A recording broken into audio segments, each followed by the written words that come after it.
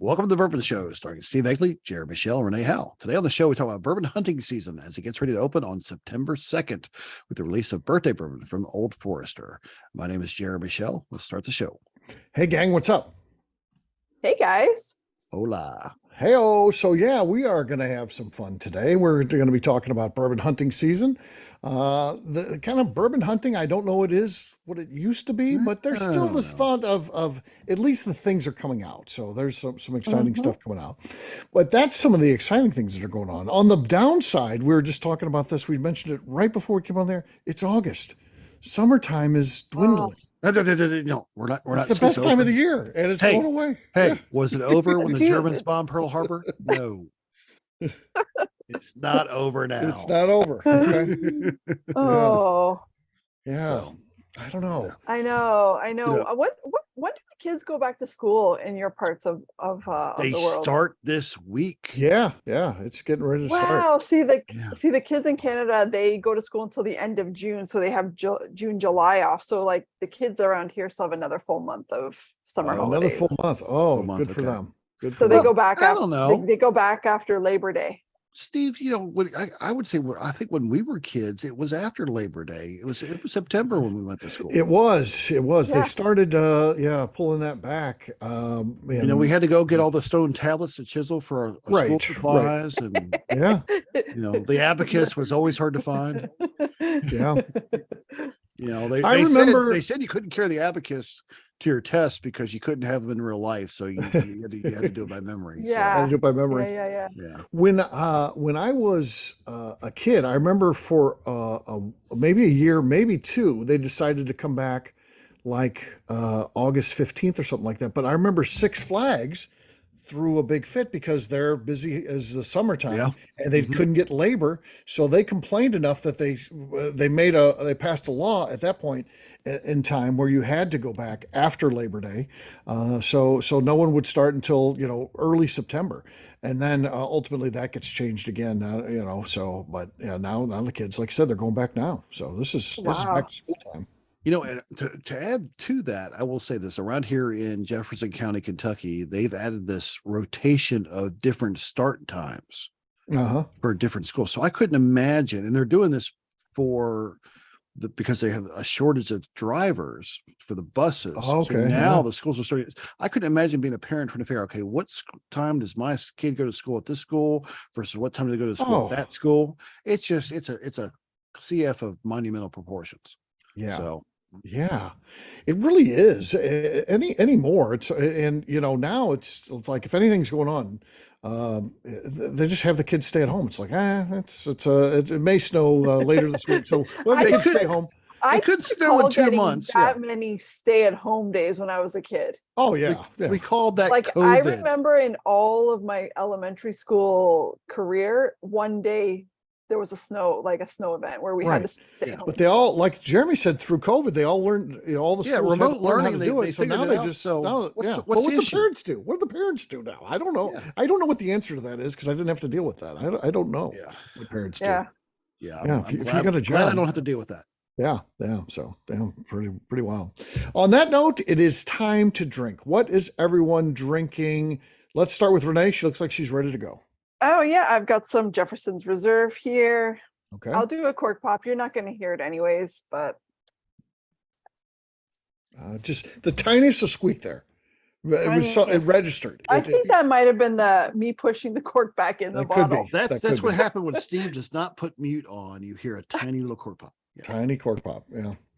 So it wasn't me. I'm not in my home base tonight. I'm not in the studio. I don't have my soundboard. I'm at the shop. So yeah. All right, Jeremy, what do you got? I've actually got, this was release number 4 of the Christine Riggleman Reserve. Okay. Ooh. Bourbon. All right. Okay. Yeah. Just hold on. This is better. Yeah. That's what happens when you drop the cork. Yeah. Yeah. That wasn't really a pop as much as, you could hear it exiting, but yeah. I've got Art of the Spirits here, the Frogman release of their bourbon. So let's see what we got. You could hear it exiting. Awkward. Ooh. Oh well, wouldn't you know? Ooh. Wow. Oh, ouch. You plug the soundboard in for that one. Well, cheers, gang. Cheers. Cheers. And that wasn't code either. All right, we'll take a quick break. And then when we come back, we're going to be talking about bourbon hunting season and what that means. And we'll do that in just a few. Hey everyone, welcome back to the Bourbon Show. Today we're going to talk a little bourbon hunting season. Yes, we are. I don't know when many of my relatives' birthdays are, like my brother-in-law, stuff like that. I have no idea. But I know George Garvin Brown's birthday is September 2nd. That I know. It's tattooed on my brain because it's bourbon hunting for years. That's the big start of it with the release of birthday bourbon. So that's getting ready to come out. Jeremy, are you still excited about birthday bourbon like you used to be, or where do you stand on that now? Well, you see, this is interesting. I know that a lot of the audience will have mixed opinions about this, because if you follow any of the various Facebook groups pertaining to Old Forester and birthday bourbon, again, it's the kickoff of the fall bourbon hunting season. It certainly has changed in the last couple of years. It's not quite what it used to be. And now that Old Forester has definitely been one that has moved towards doing these releases through their website, through a registration. Yep. If you follow these groups, there seems to be a resounding opinion that Old Forester needs a new web development company because their website cannot hold up the traffic. Right. And here's the thing, guys, and I sympathize with you, but it's like many companies out there, you think, oh, it's an easy thing to do, just built for the load you're to get. The reality of it is, on any given day, they might get a few thousand people going to their site. There might be 100,000 people hitting their site in a span of like 8 seconds. Yeah. And the cost to scale up for that is monumental, and they don't really care. They do care, but they don't. They'd rather you come out to the distillery. They'd rather you buy a tour.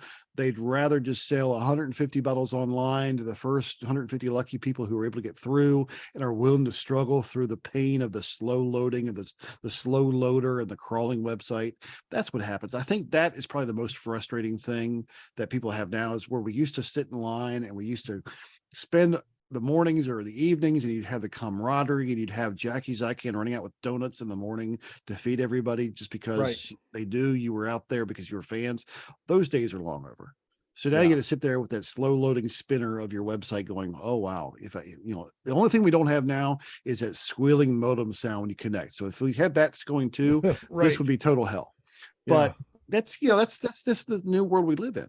So that's Bourbon Hunting 2023. 2023. The Bourbon Hunting is, how fast can you rage click on your mouse to get onto the website? So, unfortunately, that's just, the state of where we're at. And more and more companies, I think, are moving to this online model of registering or signing up. I know Four Roses has kind of gone there too. I mean, I'm so accustomed now to get the "sorry, you're a loser" email from the Mellow Moments me Club. too. It's just, it's just one more person calling me a loser. So now I've got Four Roses doing it too.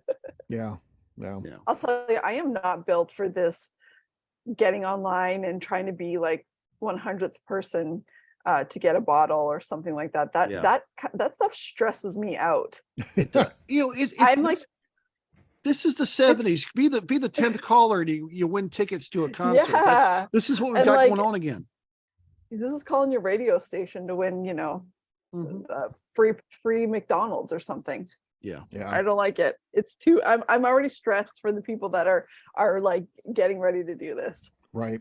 And Old Forester, and to their credit, they've been really good about saying, hey, we're going to send the announcement out a week and a half before, saying, here's our policy, here's how we're doing it. Come to our website at 9:30 on this day, like the other 250,000 other people do. And maybe you too could be one of 102 people that win one of our bottles for this year. Yeah. So, I'm excited, but my hopes are, right. Yeah. You can let hear down before. You can hear it in my voice. It's like going to prom. Not happy at all. But and the reality of it is you just can't even get those things. I mean, Jeremy, you might be able to get some because you have long-term relationships.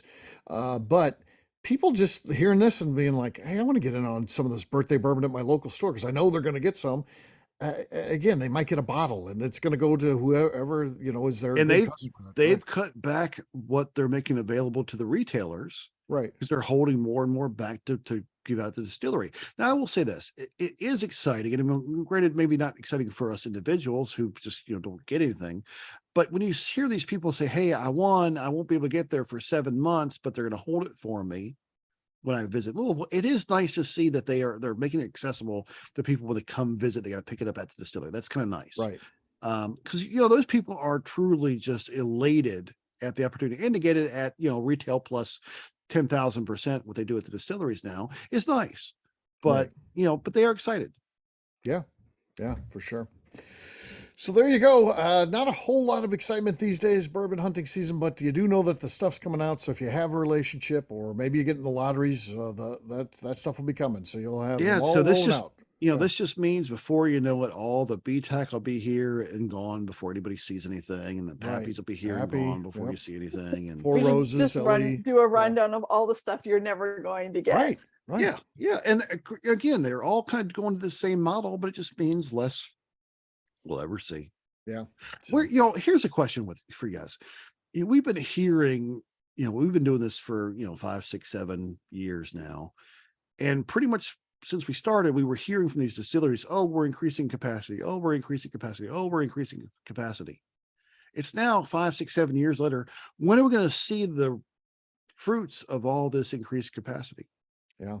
It feels like we've been talking about this since day one, that distillers are saying now they're going to increase capacity. And oh wait, that's where there's the 17th iteration of a new varietal in the Weather line.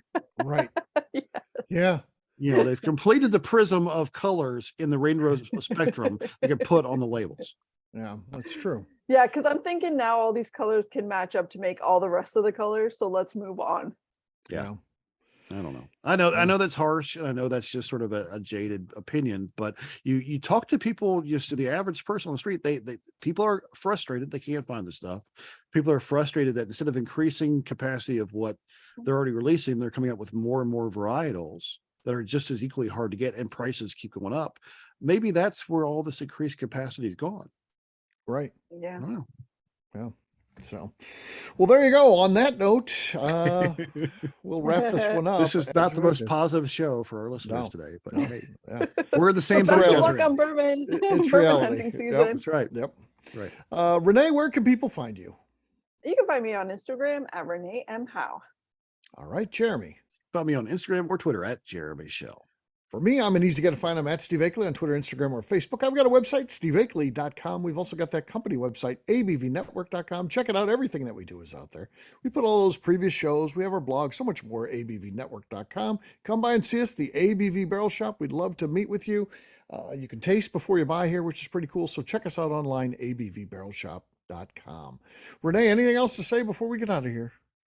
Well, I just want to remind everyone to go ahead and give us a 5-star review and include a comment. And if you like what we're doing, check out our Patreon page at patreon.com/the Network.